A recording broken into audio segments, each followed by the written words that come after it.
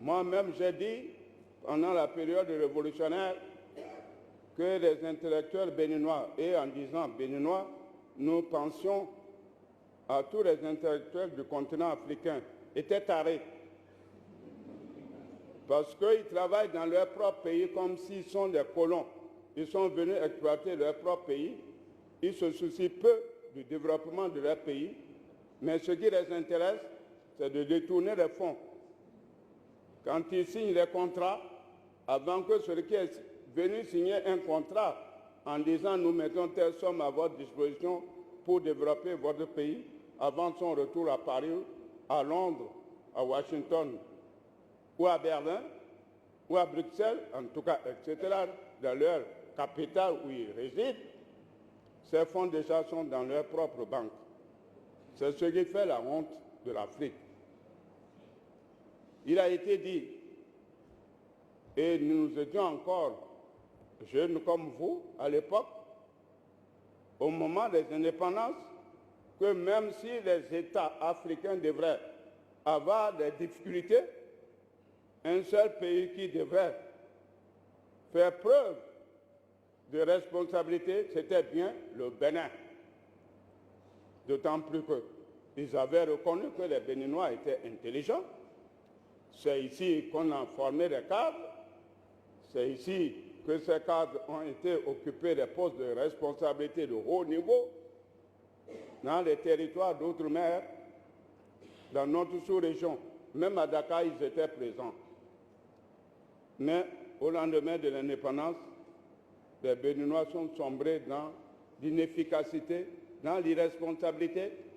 Ce qui les intéressait, ce n'était pas de développer le Bénin, mais au contraire de se battre, de se mentir, de se tromper, de voler les moyens de l'État pour aller acheter les villas. Aujourd'hui, les gens parlent en disant, quand vous rentrez en fonction comme président, comme ministre, il faut déclarer ses biens.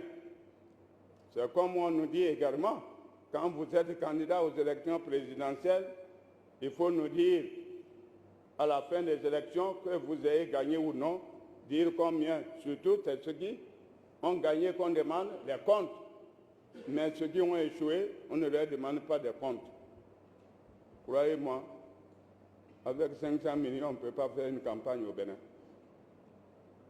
Le minimum, je dois vous dire la vérité, je ne dis pas les élections qui vont venir en mars 2006, mais l'expérience prouve que le minimum peut-être que c'est 1 milliard de poussière. Parce qu'il y a des casquettes, des t-shirts, il y a des mensonges aussi, il y a la corruption.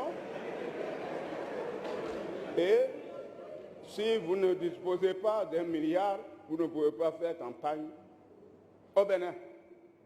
Certes, on a dit que c'est 5 millions qu'il faut déposer au Trésor public si on est candidat. Et si on a 5% de voix, bon, vous pouvez récupérer votre argent. Mais il n'y a pas 5% de voix au Bénin. Ceux qui arrivent à percer, les deux qui arrivent au premier tour, au dernier tour, il n'y a qu'un seul qui arrive. À partir de ce moment, peut-être que les deux premiers peuvent retirer leur mandat et leur somme, et même le troisième et le quatrième, mais pas tous. Et j'ai appris maintenant qu'il faut aller jusqu'à 50 millions ou 15 millions. La loi n'a pas encore été votée.